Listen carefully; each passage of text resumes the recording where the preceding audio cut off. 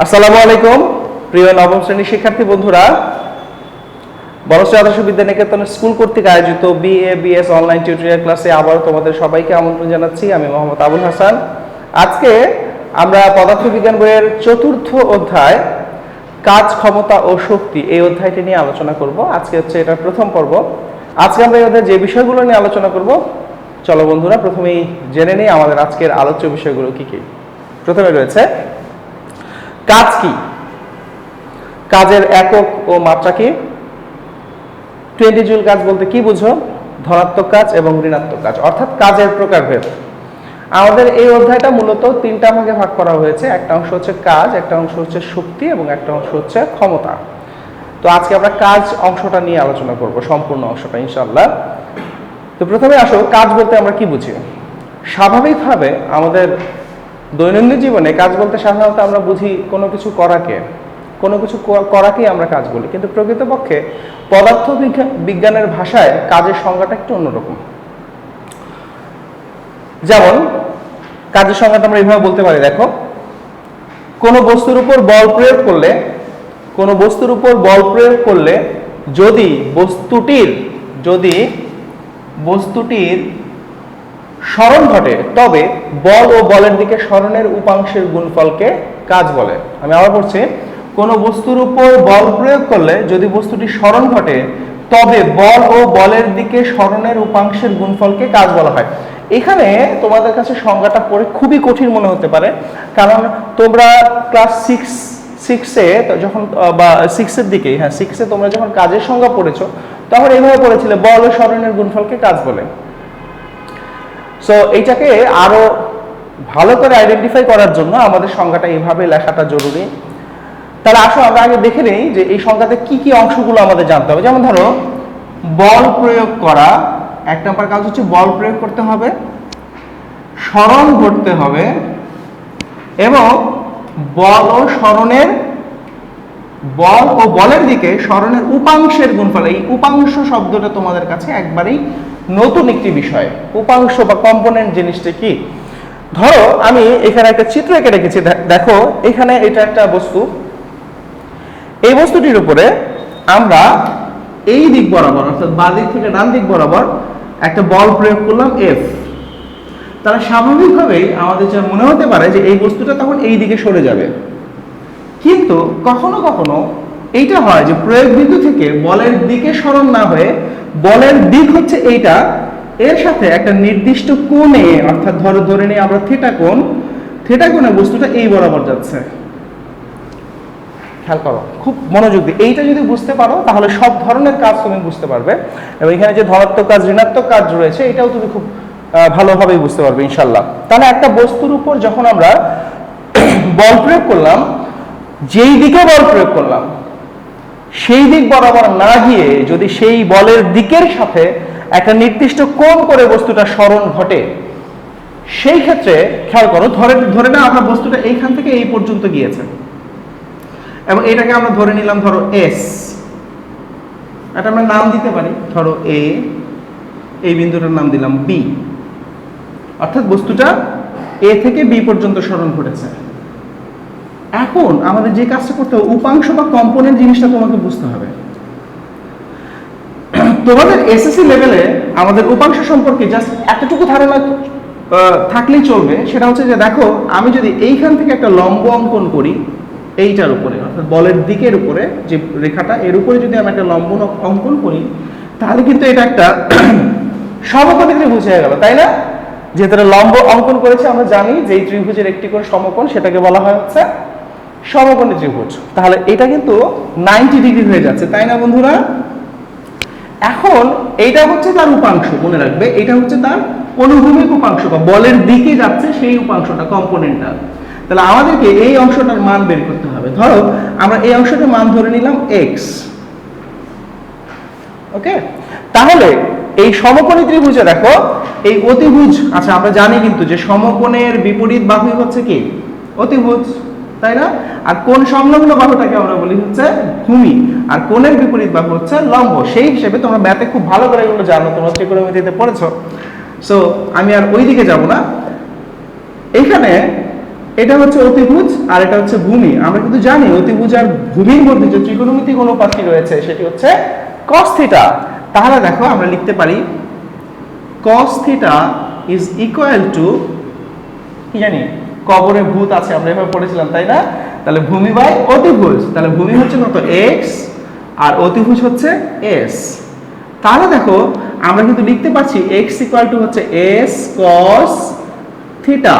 এই যে দেখো আমি কিন্তু মান বের করে ফেলেছি, x এর মান আমার এইটাই দরকার ছিল, আমার x এর মানটা দরকার ছিল, তাহলে আমরা খুব সহজেই x এর মানটা বের করে ফেললাম, অর্থাৎ x equal to s cos theta. এখন দেখো সংজ্ঞায় বলা হয়েছে বল ও বলের দিকে সরণের উপাংশের গুণফলকে আমরা কাজকে w দিয়ে প্রকাশ করি, তাই w ইজ ইকুয়াল টু হবে বল মানে f ইনটু বলের দিকে সরণের উপাংশ, আর বলের দিকে সরণের উপাংশ কত হচ্ছে x। x মানে কত, আচ্ছা আমি আগে x লিখি, তারপরের লাইনে আমি মানটা বসিয়ে দিচ্ছি। দেখো x এর মান হচ্ছে s cos থিটা, তাই না? সো ইকুয়েশনটা হচ্ছে w equal to fs cos theta. এটি হচ্ছে কাজের আদর্শ সমীকরণ, অর্থাৎ এই সমীকরণটাই হচ্ছে মূলত কাজের সমীকরণ। এখন এইটার উপর ভিত্তি করে কি ধরনের কাজ হয়, ধনাত্মক কাজ, ঋণাত্মক কাজ, অথবা কাজের মান কখন হবে না, সেই বিষয়গুলো আলোচনা করতে হবে।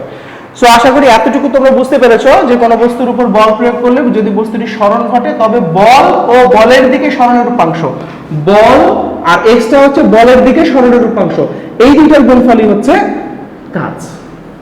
ওকে, এইবার আসো আমরা যদি এই ঘটনাটা না ঘটতো, ধরো আমি একটু ব্যাখ্যা করছি, দেখো যদি এমন ঘটনা ঘটতো যে তুমি একটা বস্তু ছিল, তুমি এই বরাবর বল প্রয়োগ করছো এবং বস্তুটার সরণ এই বরাবরই হয়েছে, যেই দিকে বল প্রয়োগ করছে সেই দিকেই হয়েছে, তখন কি হবে? আমরা একটু আগে শিখলাম w ইকুয়াল টু হচ্ছে fs cos থিটা, তাহলে fs cos, এইবার আসো শিক্ষার্থী বন্ধুরা দেখো তুমি যেই দিকে বল প্রয়োগ করেছো বস্তুর সরণ কিন্তু এইরকম হয় নাই যে এখানে একটা থিটা রয়েছে, তাই না? বস্তুর সরণ কিন্তু কি হয়েছে, একই দিকে হয়েছে। তাহলে একই রেখা বরাবর যদি একই দিকে যদি দুইটা রেখা বরাবর কাজ করে তাদের মধ্যবর্তী কোণ কত হবে? 0 ডিগ্রি হবে। তাহলে দেখো শিক্ষার্থী বন্ধুরা থিটার মান যদি আমি 0 ডিগ্রি বসাই তাহলে fs আমরা জানি যে cos 0 ডিগ্রি মানে হচ্ছে 1, তাহলে আমরা লিখতে পারি fs w equal to fs। তোমরা কিন্তু ছোটবেলায় মানে ক্লাস 6 এ কিন্তু এইটাই পড়েছিলে যে কাজ হচ্ছে বল ইনটু সরণ। আসলে এই কাজটাকে বলা হয় পজিটিভ ওয়ার্ক বা ধনাত্মক কাজ বা বলের দ্বারা কাজ, অর্থাৎ যেই দিকে বল প্রয়োগ করা হয়েছে বস্তুর সরণ যদি একই দিকে হয়, যেই দিকে বল প্রয়োগ করা হয়েছে বস্তুর সরণ যদি একই দিকে হয় তখন সেই বলকে বলা হয়, সেই কাজকে বলা হয় ধনাত্মক কাজ বা পজিটিভ ওয়ার্ক, বা এটার আরেকটা নাম আছে বলের দ্বারা কাজ। সো এই ব্যাপারটা মনে রাখতে হবে। তাহলে বলো তো বলের দ্বারা কাজ বলতে কি বুঝি বা ধনাত্মক কাজ বলতে কি বুঝি? খুব সহজেই বলতে পারবো, কোন বস্তুর উপর বল প্রয়োগ করা হলে, কোন বস্তুর উপর বল প্রয়োগ করা হলে যদি বস্তুটি সরণ বলের দিকে হয়, যদি বস্তুটি সরণ বলের দিকে হয় তাকে আমরা বলবো হচ্ছে ধনাত্মক কাজ। এইবার আসো তাহলে ধনাত্মক কাজ সম্পর্কে আমরা জেনে গেলাম, কাজ কি সেটাও আমরা জেনে গেলাম। এবার আসো ঋণাত্মক কাজ বা নেগেটিভ ওয়ার্ক। ধরো একটা কপি করার কথা চিন্তা করো, বা আমরা যে লিফটে উঠি, লিফটে চড়ি, সেই রকম হতে পারে। ধরো এখানে একটা কপি কলের এই প্রান্তে একটা দড়ি রয়েছে, এই প্রান্তে একটা বালতি লাগানো রয়েছে, কুয়া থেকে পানি তোলা। ধরো এই হচ্ছে আমাদের একটা বালতি, এটা থেকে আমি পানি তুলছি। ওকে, আচ্ছা এখন চিন্তা করো তো এই জায়গায় কি ধরনের কাজ হয়েছে। তুমি অথবা আমাদের স্কুলের সামনে যে পতাকা রয়েছে, পতাকা কি করে আমরা দড়ি নিচের দিকে টানি আর পতাকাটা কোন দিকে ওঠে? উপরের দিকে ওঠে না? আচ্ছা তাহলে কি ঘটনা ঘটে দেখো, এই দিকে বল প্রয়োগ করা হইতেছে নিচের দিকে ডিউ টু গ্রাউন্ড, আর এই বস্তুটার সরণ হচ্ছে উপরের দিকে, তাই না? তাহলে এখন দেখো বল যেদিকে প্রয়োগ করা হয়েছে সরণ কিন্তু তার বিপরীত দিকে হচ্ছে, অর্থাৎ ব্যাপারটা হচ্ছে এরকম যে বল এদিকে প্রয়োগ করা হয়েছে আর বস্তুটার সরণ কিন্তু সেই বরাবর। তাহলে বলো তো এখন বলের দিক আর সরণের দিকের মাঝখানে অ্যাঙ্গেল কত ডিগ্রি হয়? এই কোণটা কত ডিগ্রি? 180 ডিগ্রি। তাহলে আমরা যদি এখন আমাদের সেই প্রাপ্ত সমীকরণ যেটা, অর্থাৎ w equal to fs cos theta, সেখানে যদি আমরা মানটা বসিয়ে দিই তাহলে দেখি কি পাওয়া যাচ্ছে, cos 180 ডিগ্রি। আর আমরা জানি cos 180 ডিগ্রির মান কত বলতো, -1।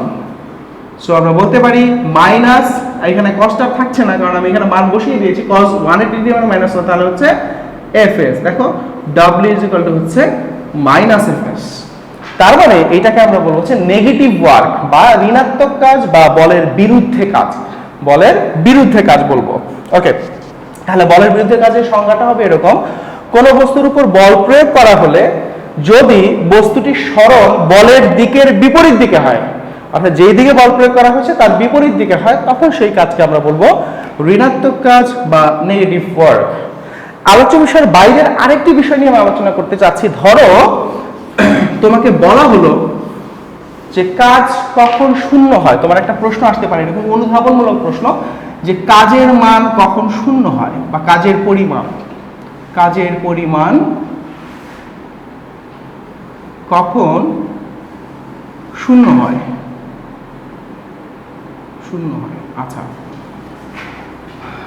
তুমি চিন্তা করো আমরা যে সমীকরণটা শিখেছি w fs cos থিটা। এখন দেখো এই wটা কোন কোন রাশির উপরে নির্ভর করছে। এখানে কিন্তু তিনটা ব্যাপার রয়েছে, একটা হচ্ছে বল, একটা হচ্ছে সরণ, আরেকটা হচ্ছে cos থিটা, তাই না? আচ্ছা, তাহলে দেখো w মান ডিপেন্ড করতেছে বলের উপরে, w মান ডিপেন্ড করছে সরণের উপরে, এবং cos থিটা কি ছিল, অনুভূমিকের দিকে উপাংশ, অর্থাৎ বলের দিকে যে উপাংশ, অর্থাৎ থিটার উপরে কিন্তু ডিপেন্ড করছে, অর্থাৎ বল এবং সরণের মাঝখানে যে কোণ সেই কোণের উপর ডিপেন্ড করছে। এখন দেখো যদি এমন হয়, number 1 w is equal to 0 into s cos theta, তাহলে রাশিটার মান কি হবে? ডেফিনেটলি রাশিটার মান হবে 0, কারণ 0 দিয়ে কোনো কিছুকে গুণ করলে আমরা রেজাল্ট কি পাই? 0ই পাই। এখন এর মানে কি, অর্থাৎ বলের মান 0। একটা বস্তু আছে, বলই তুমি প্রয়োগ করো নাই, তাহলে বল প্রয়োগ না করলে তো সরণও হবে না, আর কোনো কিছুই হচ্ছে না, তার মানে সেই ক্ষেত্রে আমরা কাজের মান কি পাবো? 0। তার মানে কোনো বস্তুর উপর যদি বল প্রয়োগ করা না হয় তাহলে কাজের মান হচ্ছে 0, নাম্বার 1। নাম্বার 2, আমরা এভাবে বলতে পারি w ধরো f রয়েছে বা s এর মান 0, তারপরে লিখলাম cos থিটা, তাহলে কি হলো, s এর মানটা যদি আমরা এখানে 0 বসিয়ে দেই তাহলে কি হবে দেখো, তাহলে তো রাশির মানটা কি আসে? 0 আসে না, কারণ তুমি বল প্রয়োগ করেছো বাট সরণ ঘটে নাই। ধরো একটা দেয়ালকে তুমি খুব প্রচন্ড বেগে প্রচন্ড বলে ধাক্কা দিচ্ছ, বল প্রয়োগ করছো, কিন্তু ওই দেয়ালটা 1 মিলিমিটারও কি করতে পারো নাই, সরণ ঘটাতে পারো নাই, তাহলে কাজের পরিমাণ হবে 0। তোমরা কিন্তু এটা জানো, কিন্তু ম্যাথমেটিক্যালি এই জিনিসটাকে ব্যাখ্যা করতে হয়তো অনেকে পারো না, সেই জন্য ব্যাখ্যা করলাম। তাহলে f into 0 into cos theta, so এটা 0 হবে। আচ্ছা, নাম্বার 3 একটু চিন্তা করো। নাম্বার 3 হচ্ছে w is equal to f, ঠিক আছে, s ও ঠিক আছে, cos থিটা। এখন তোমরা আমাকে হেল্প করো তো দেখি বন্ধুরা, বলতে পারো কিনা, চিন্তা করতে থাকো তোমরা।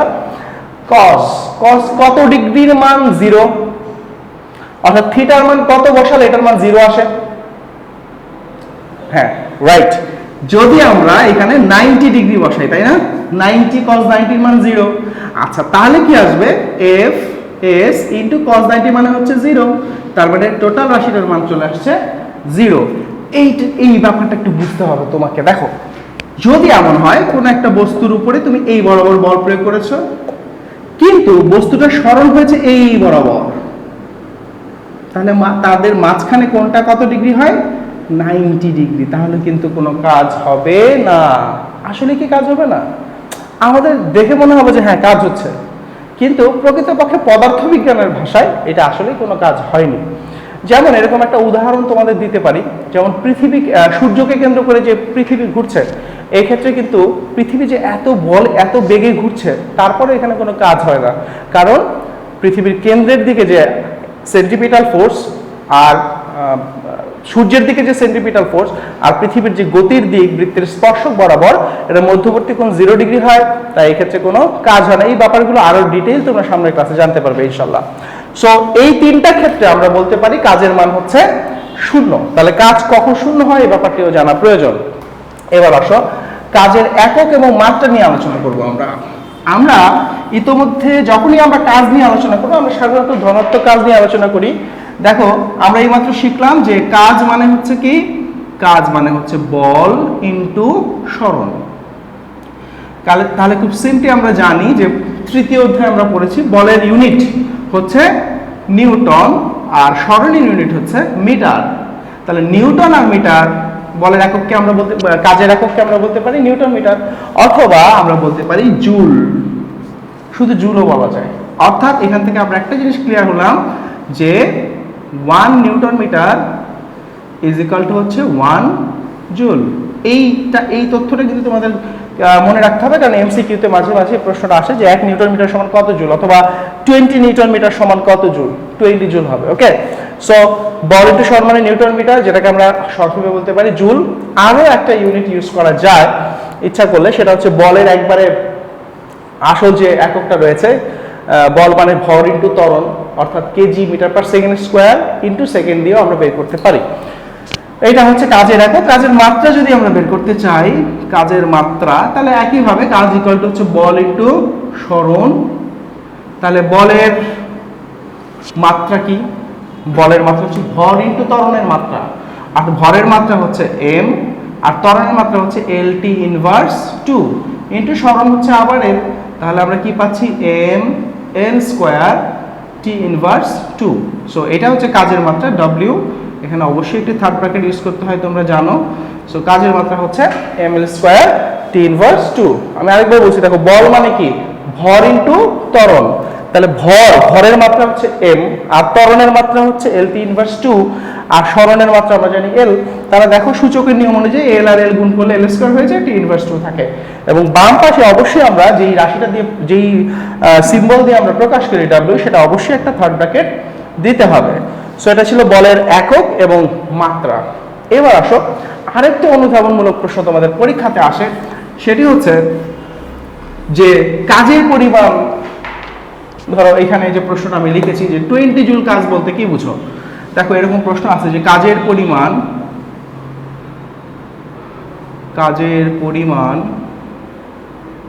ধরো এখানে 20 জুলের জায়গায় অন্য যে কোনো সংখ্যা থাকতে পারে, যে কোনো সংখ্যা থাকতে পারে।